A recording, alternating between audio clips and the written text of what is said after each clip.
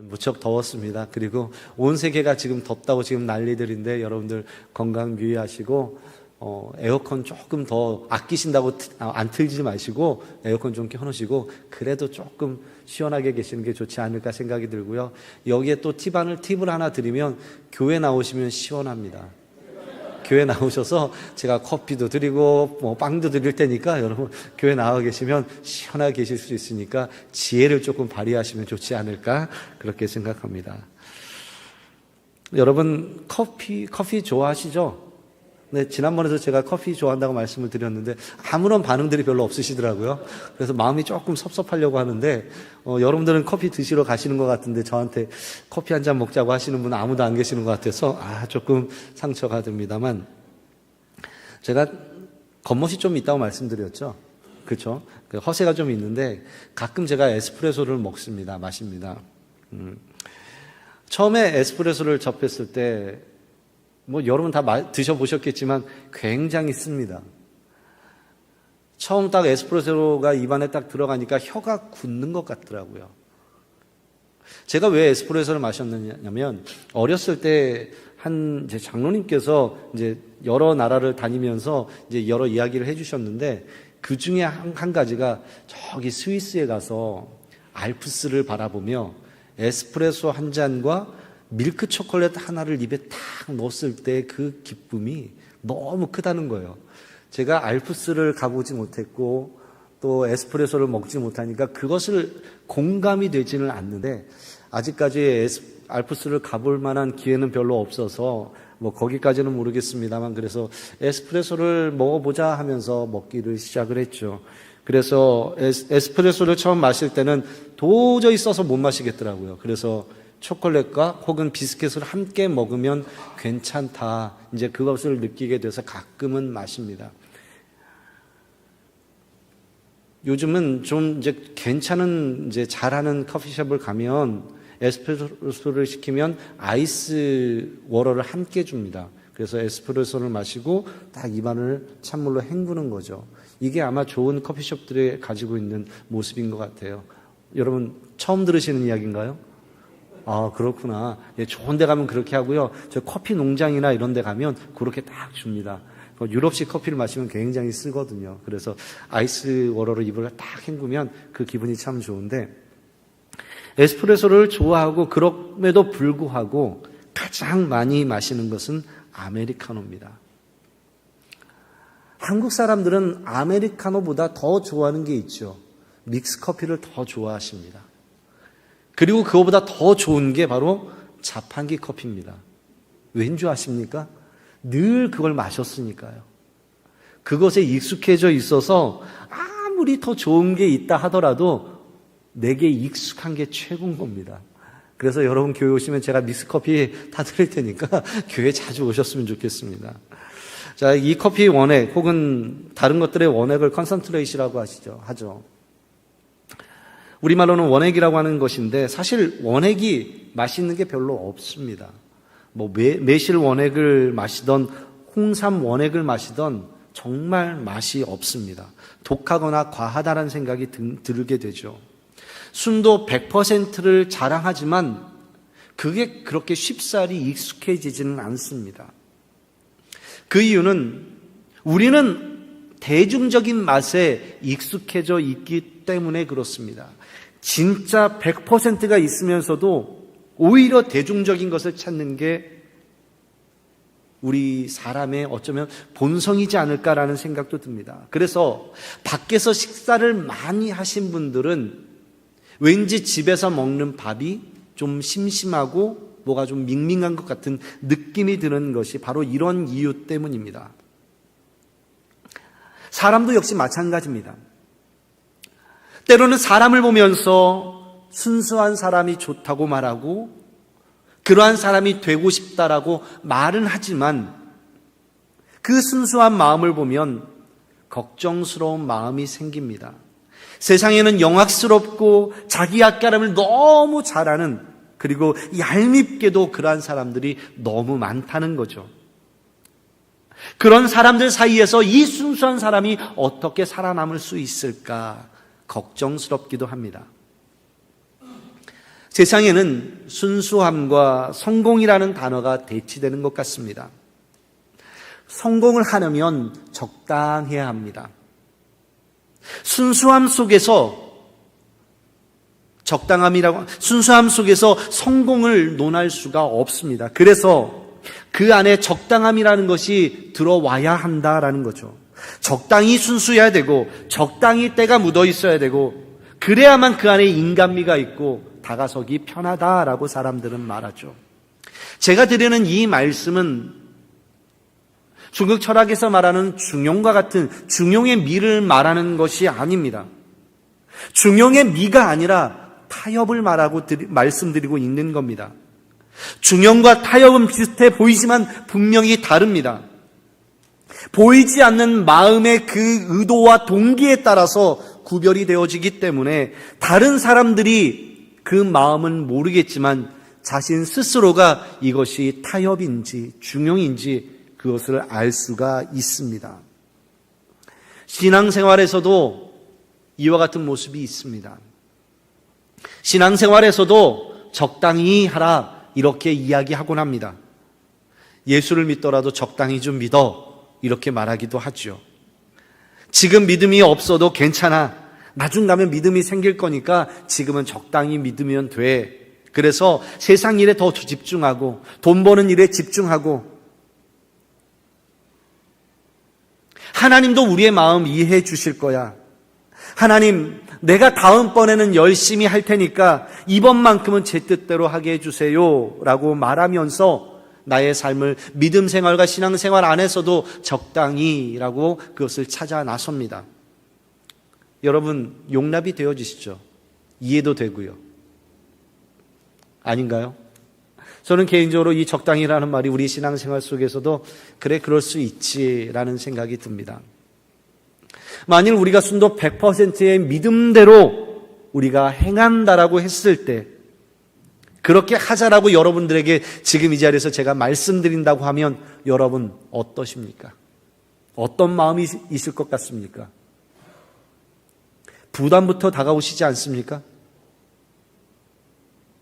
그렇게 하면 힘들 텐데, 그렇게 하면 어려울 텐데,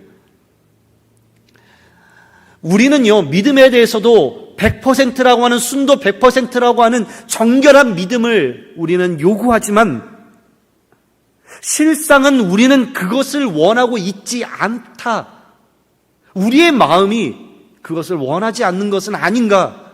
저는 그렇게 생각이 듭니다. 오늘 사도 바울이 이방인의 그 성도들을 위하여 기도하는 내용이 오늘 본문 가운데 나타납니다. 그것은 성도들 속사람은 강건하게 되고 그리스도가 성도들 안에 거하며 그 사랑이 충만하기를 원한다라는 겁니다. 그리고 또한 구하고 생각하는 모든 것보다 훨씬 더 넘치도록 하시는 그 하나님께서 그 영광이 대대 영원토록 무궁하기를 기도하는 것이 오늘 본문의 내용입니다. 여러분, 이 기도의 내용을 여러분 원하십니까? 그 믿음대로, 이 기도대로 여러분의 믿음이 온전하여지고 하나님께서 영광 받으실 만한 그 믿음이 되기를 소망하십니까? 아무도 대답을 안 하시는 것을 보니 아닐지도 모른다는 생각이 드는데 사실 오늘 본문의 내용 참 어려운 내용입니다. 내용을 분해하고 논리적으로 설명하는 것도 참 어려운 내용이 오늘 본문 가운데 있는데요. 제가 오늘 이 기도의 제목들을 세 가지로 여러분들에게 말씀을 드리고자 합니다. 첫 번째는 사도 바울이 간구하는 것은 하나님께서 성도들의 속사람을 강건하게 해달라라고 기도하고 있습니다. 속사람은 육과 영혼을 구별해서 육체를 입은 몸은 겉사람, 그리고 속의 영혼은 속사람, 이렇게 구분하고 있는 것이 아니라 하나님 나라를 갈망하는 그 거듭남의 상태를 뜻하는 것입니다. 겉사람은 후패하나 속은 날로 새롭다라는 말은요, 우리의 몸은 점점 쇠약해져 간다 하더라도, 우리의 몸이 점점 연약해져 간다 하더라도 그 마음과 그 영혼은, 그 중심은 날마다 영원한 것을 더욱더 사모하는 마음이 더욱더 커져만 간다라는 뜻입니다. 우리 모두는 신앙적으로 두터워지기를 소망합니다. 언젠가는 우리가 주님 앞에 죄짓지 않는 모습으로, 깨끗한 모습으로 하나님 앞에 서게 될 것을 갈망하죠. 그런데 이 마음이 마음뿐일 때가 많습니다. 우리가 작정하고 기도하는 시간들이 있습니다. 일주일간 금식하며 내가 작정 기도를 하나님께 드려야지라고 열심히 기도하고 찬양하고 그 작정의 기간이 딱 맞췄을 때 마음속에 다가오는 어떤 뿌듯함, 내가 뭔가를 이루어냈구나, 이런 것으로 충만해진단 말입니다. 그런데 우리의 믿음이라고 하는 것이 그렇게 해서 충만해지는 것이라고 한다면 여러분, 그렇게 할 만합니다. 남자들이 군대를 갔다 오고 나면 인생의 모든 것을 터득한 것처럼 이야기합니다. 그래서 군대를 다녀온 지 30년, 40년이 되었어도 군대 이야기만 하면 남자들은 쉴 새 없이 이야기를 하죠. 그런데 군대를 막 갔다 와서 그 모습이 그대로 있습니까? 약 한 달 정도 그 모습이 지속이 돼요. 아침 일찍 일어나기도 하고 전화를 받으면 군대에서 통신보안이라는 말을 앞에 붙이는데 그렇게 느닷없이 전화를 받을 때도 있습니다. 그러나 딱 한 달만 지나보면 원래 모습으로 돌아옵니다. 원래 그런 사람이 아니었으니까요. 군대 생활 2년, 3년 한다고 그 이전에 20년 동안 해왔던 일들이 바뀌어질 것 같습니까? 아니요. 한 달이면 원래대로 돌아옵니다. 중고등부 아이들이 수련회를 갔다 옵니다. 여름에 딱 한 2박 3일, 3박 4일 수련회 다녀오면 거의 반 예수님 돼가지고 와요. 그래서 뭐 정말 열심히 하는데요. 방학만 딱 끝나보십시오. 원래대로 돌아갑니다. 원래 본성이 그런 게 아니기 때문에 그래요. 우리 속사람이 그렇게 쉽게 강건해지지 않습니다. 영원한 하나님의 나라를 끝까지 갈망하고 그것을 놓치지 않기 위해서 부단히 애쓰는 것, 바로 그것이 강건해지는 겁니다. 우리의 마음은 너무나도 쉽게 흔들리게 되어져 있습니다. 그래서 사람이 때로는 예수님보다 더 커 보일 때도 있고요. 그리고 또한 내가 더 커지려고 하는 본성이 우리 안에 있다라는 거죠. 그래서 바울은 속사람을 강건하게 하는 것이 내 능력에, 내 힘으로 되는 것이 아니기 때문에 성령님께 그것을 간구하고 있는 겁니다. 이 강건이라고 하는 것이 내 안에 있는 어떠한 능력을 소유하는 것이 아니라 주님을 바라보려고 그 마음의 의도와 목적을 두고 날마다 몸부림치는 그 모습이 바로 강건하여지는 것입니다. 이 몸부림이 우리를 지치게 한다 하더라도 주님 앞에 서는 날까지 우리는 날마다 그 고민을 하며 어떻게 하나님 앞에 바로 설 수 있을까? 그것을 애쓰는 겁니다. 이것이 강건하여지는 거죠. 사랑하는 성도 여러분, 우리가 일주일 주일 예배 잘 드리고 나면 일주일 동안 잘 살 것 같지만 집으로 돌아가는 그 순간 오늘 내가 교회에서 무엇을 했던가 다 잊어버립니다. 여러분, 지난주 말씀 기억하십니까? 지난주 어떤 찬양, 어떤 기도를 했는지 기억하시나요? 모르시죠? 이게 우리의 모습인 거예요.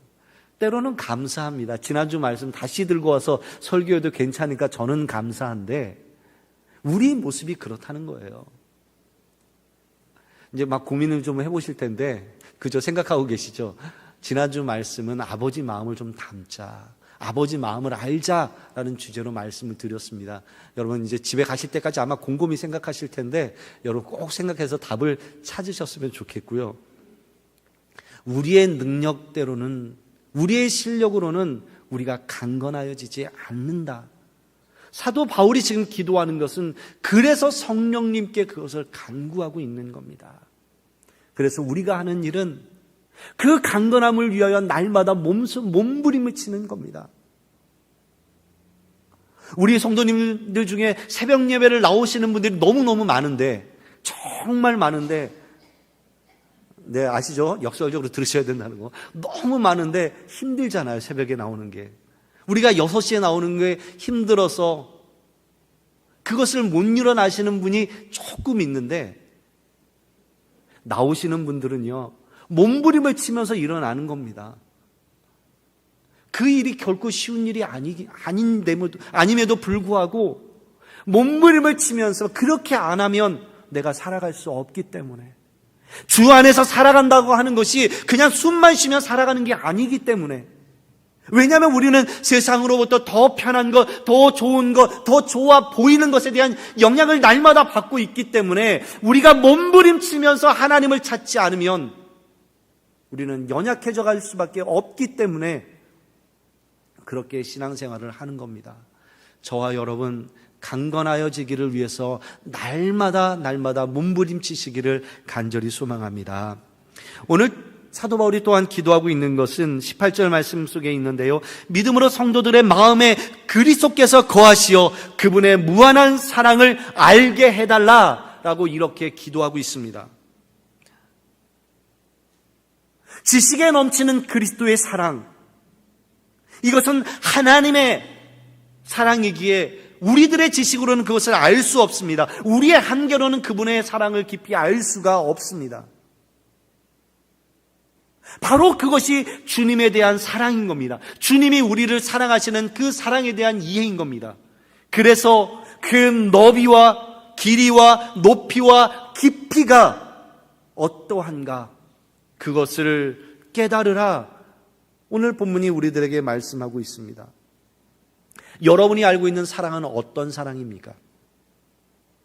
순수한 100%의 사랑을 여러분 알고 계십니까? 하지만 우리가 알고 있는 사랑이라고 하는 것은 대부분 다 조건이 달려져 있습니다. 부모와 자녀 간의 사랑이라는 것도 내 자식이라고 하는 조건이 그 안에 달려져 있습니다. 그 조건이 사라졌을 때 우리가 그와 같이 사랑할 수 있을까? 남녀 간의 사랑에서도 역시 마찬가지입니다. 상대를 향한 어떠한 매력 포인트가 있어야 되는 거죠. 뭐 세상에 속된 말로 예쁘거나 멋있거나 돈이 많거나 마음이 예쁘거나 무언가가 조건이 분명히 그 안에 있는 겁니다. 그렇다면 우리의 사랑은 조건부적인 사랑 아니겠습니까? 그럼에도 불구하고 우리가 조건부의 사랑을 하고 있음에도 불구하고 우리는 순수한 사랑을 갈망합니다. 그렇죠? 멋진 로맨스와 같은 사랑을 우리 안에는 추구하고 그것을 원하는 마음이 있습니다. 하나님에 대한 사랑을 우리가 그렇게 바라본다면 여러분은 하나님을, 주님을 얼마만큼 사랑하고 계십니까? 얼마만큼, 얼마나 많이, 얼마나 깊이 사랑하고 계십니까? 저에게 이런 질문이 주어졌을 때 저는 답을 하기 참 어렵습니다. 아까 말씀드린 대로 늘 주님 앞에 저는 조건이 붙어 있으니까요. 순수하고 온전하며 지속적인 사랑이어야 하는데 늘 주님 앞에 섰을 때 제 모습은 조건적인 무언가가 달려있는 듯 하기 때문에 그렇습니다. 어쩌면 주님을 얼마나 사랑하십니까? 라고 묻는 이 질문이 저에게 있어서는 필요치 않다. 왜냐하면 100%의 그 순수한 사랑은 아닐 것이기 때문에 그렇습니다. 그래서 사도 바울이 지금 말씀하고 있는 것은 순도 100%의 그 사랑으로 하나님의 백성을 향하고 있는 그 주님의 사랑을 알기를 원한다라고 지금 말씀하고 있는 겁니다. 사도 바울이 기도하는 것은 하나님께서 우리를 향하여 그와 같이 사랑하고 계시는데 어떠한 조건이 없음에도 불구하고 100%의 그 순전한 사랑을 우리들에게 베풀고 있는데 그 사랑이 무엇인지 그 깊이와 너비와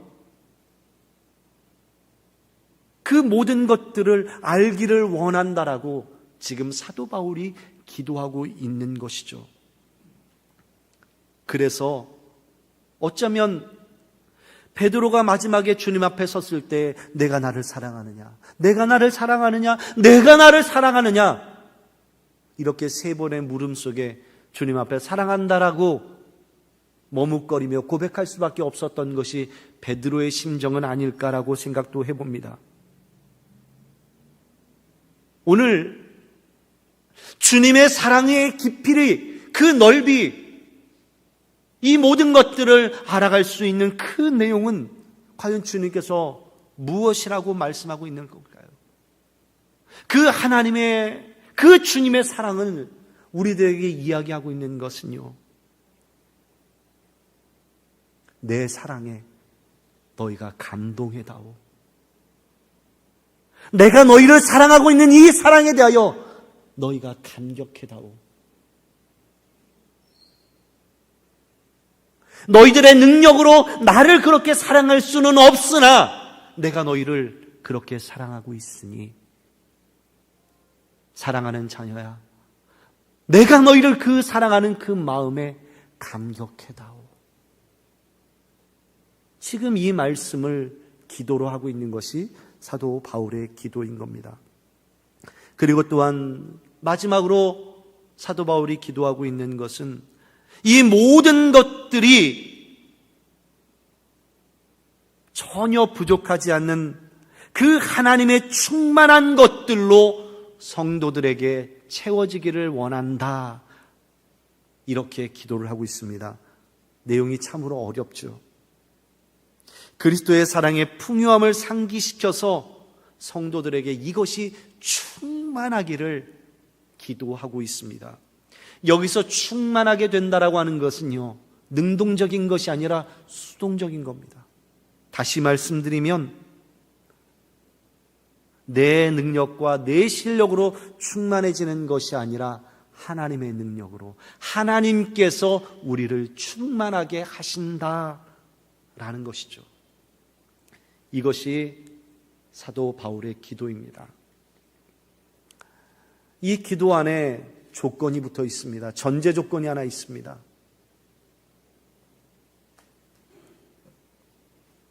사람의 능력으로는, 내 실력으로는 이 기도의 내용이 하나도 이룰 수 없다는 거죠. 대부분의 사람들이 열심히 살지만 늘 쫓기듯 살아가는 모습을 봅니다. 날마다 지출에 허덕이기도 합니다. 몸이 아플 때는 속수무책일 수도 있습니다. 이제 제 나이가 50이 되어서 40을 넘어섰습니다.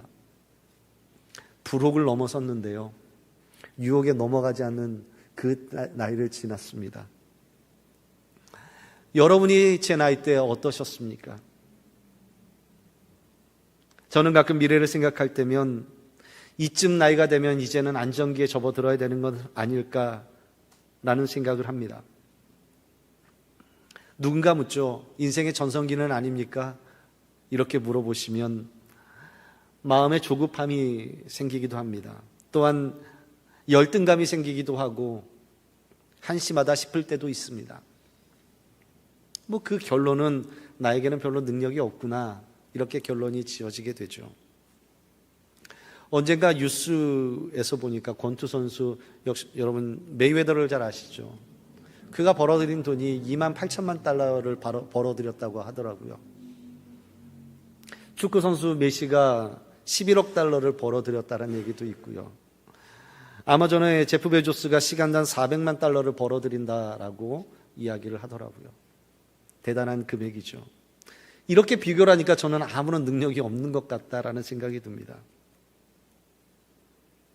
그런데 오늘 20절 말씀에 우리 가운데서 역사하시는 능력대로 우리가 구하거나 생각하는 모든 것에 더 넘치도록 능하게 하실 하나님에게 이렇게 표현하고 있습니다. 우리가 구하거나 생각하는 모든 것에 더 넘치도록 하시는 그 하나님, 50년이 되는 이 시간 속에서 하나님을 믿어왔습니다. 우리가 구하거나 생각하는 모든 것을 넘치도록 주셨다. 과연 그럴까? 앞에 이야기와 비교해보니 너무나도 없어 보여서 정말로 하나님께서 그렇게 넘치도록 채워주셨을까? 저들은 유능해 보이고 저는 무능해 보이는데 과연 하나님께서 그렇게 채워주신 건 맞을까?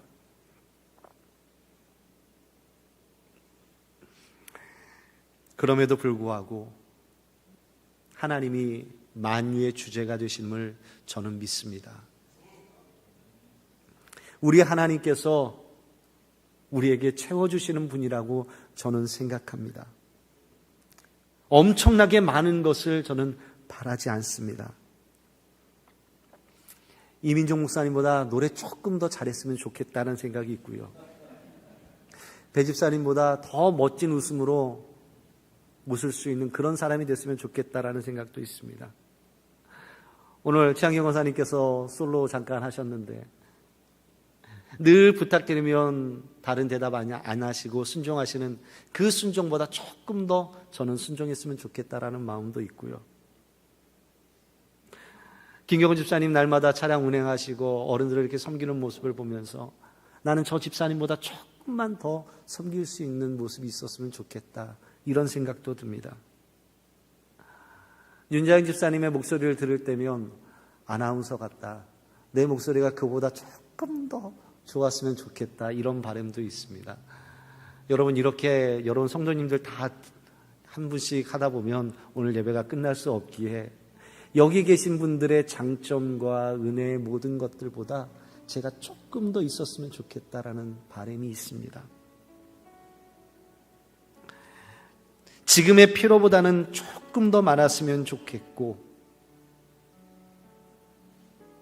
키가 조금 더 컸으면 좋겠다라는 마음도 있습니다. 비록 만족할 만한 것이라고는 한 가지가 있는데 얼굴밖에는 없지 않나, 이런 생각이 들기도 합니다. 아멘, 감사합니다. 하나님께서 부족한 건 많은 우리의 삶이지만 지금까지 함께 하셨고 그리고 채우셨다고 저는 믿습니다. 저는 그렇게 고백할 거고요. 그것이 정말이기도 합니다. 사도 바울이 주님을 만나기 전까지의 삶, 여러분 어떠했는지 잘 아시잖아요. 주님을 만나기 전까지는 그는 자신이 처한 환경에서 최고의 삶을 살아갔던 인물입니다. 유대 민족의 유능한 지도자로서 성공할 수 있는 배경을 다 갖춘 사람입니다. 비록 나라는 불안정했지만 한 개인으로서 성공할 수 있는 그런 대로를 걷고 있었던 사람이 바울입니다. 그러나 다메섹에서 주님을 만난 이후에 모든 것이 바뀌어졌습니다. 그의 삶 안에 주님이 들어오시니 그가 생각하던 가치관, 그의 내면, 이 모든 것이 완전히 바뀌어졌습니다. 그리고 나서 내가 할 수 있는 것은 아무것도 없으니 늘 하나님만, 주님만 의지하는 그런 삶을 살아가게 된 것이죠. 그래서 그가 경험한 대로, 그가 알고 있는 대로 하나님 앞에 구하는 것은 그리스도 예수 안에서 그 영광이 무궁하기를, 하나님의 그 영원성이 하나님을 믿는 하나님의 자녀들을 통하여 드러나기를, 그것을 기도하고 간구하는 것입니다. 우리도 또한 그것을 원하고 우리 교회도 그것을 원합니다. 세상의 기업은 이윤을 추구하는데 세상의 가치관으로 우리가 해석하면 교회는 헌금을 추구하는 것일까요? 기업은 고객을 유치해야 되는데 교회는 교인을 유치해야 되는 것이겠습니까? 기업이 발전이라고 말하면 교회는 부흥일까요? 만일 이러한 공식이 우리 안에 들어와 있다면 우리는 서글퍼질 수밖에 없습니다. 예수 그리스도의 영광이 무궁하기를 원한다고 하는 이 기도가 무색해질 수밖에 없습니다. 영원 무궁하기를 원한다는 이 기도가 능력이 없어 보여도 바울은 그 인생을 바꾸고 난 이후에 고백이 되어집니다. 우리가 이 말들을 논리적으로 풀어내며 이해하기 쉽지 않다 하더라도 하나님께서 저와 여러분을 사랑하셔서 구원하시고 우리는 비록 그 원인과 이유와 그 과정을 제대로 모르지만 우리를 통해 역사하실 하나님, 우리를 통하여 하나님의 계획을 펼쳐가실 그 하나님, 그 하나님이 저와 여러분과 함께하고 계시다는 것을 믿어 의심치 않습니다. 세상의 계획 속에, 세상의 가치관, 세상 속에서 말하는 성공, 그것을 우리가 끌어안고 있다면 여러분, 우리는 비참합니다. 우리는 아무것도 아닐 수 있습니다. 그러나 우리가 그것으로 살아가는 것 아닙니다. 우리가 먹고 마시며 숨쉬는 모든 것들이 하나님 앞에 영광이 되어집니다. 수십만 불, 수백만 불이 우리 안에 있다고 하는 것, 그것이 하나님 앞에 영광이 아니라 하나님을 모르던 영혼이, 하나님 앞에 나오지 못하던 영혼들이 하나님 앞에 나오며 나의 삶을 하나님 앞에 끄집어내어 나의 하나님이 우리의 구주가 되신다라는 그 고백, 그 출발점이 저와 여러분이라고 한다면 하나님께서는 그것으로 말미암아 영광 받으신다라는 것입니다. 사도 바울은 단지 믿음의 대상만이 변한 것이 아닙니다. 가치관이 변했습니다. 세계관이 변했습니다. 생각의 근거가 우리를 풍성하게 하신 예수 그리스도로 채워졌습니다. 그리고 그 안에 그리스도의 강함이 채워져 있습니다. 비웃는 것 같고 무능하다고 손가락질하는 것 같은 세상의 그 관점에 여러분 속지 마십시오. 우리들이 살아가는 방식, 우리들 안에 채워져 있는 것들, 세상에서 두려워합니다. 사단 마귀는 그것을 두려워합니다. 넘어질 수 있는 상황에서도 다시 일어나 주를 향해 나가는 그 발걸음, 세상에서 두려워합니다.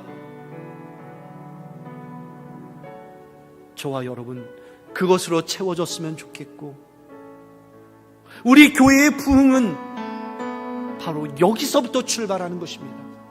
이 자리에 계신 여러분들의 생각이, 가치관이, 세계관이 변화되는 겁니다. 하나님 나라의 그 법칙과 내용이 우리 안에 담겨지는 겁니다.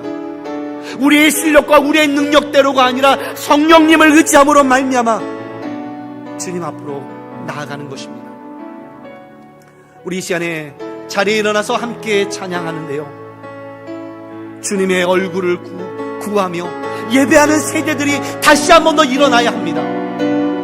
오늘날 목회자가 없습니다. 선교사가 없습니다. 이러한 세대 속에서 우리가 살아가는데 그것이 다시 한 번 더 일어서야 됩니다. 수많은 목회자가 이 자리에서 우리 교회 가운데서 나타나야 되며 하나님의 복음을 들고 땅끝까지 가겠다고 하는 그 선교사들이 우리 교회 안에서 일어나야 됩니다. 우리가 갈망하는 것은 바로 그것으로부터입니다. 우리 이 시간에 함께 찬양할 때 하나님, 우리 교회 안에서 영적인 부흥이 일어나게 하여 주시고 주의 나라의 시작이 우리 가운데서 일어나게 하여 주시옵소서. 우리 함께 찬양하겠습니다.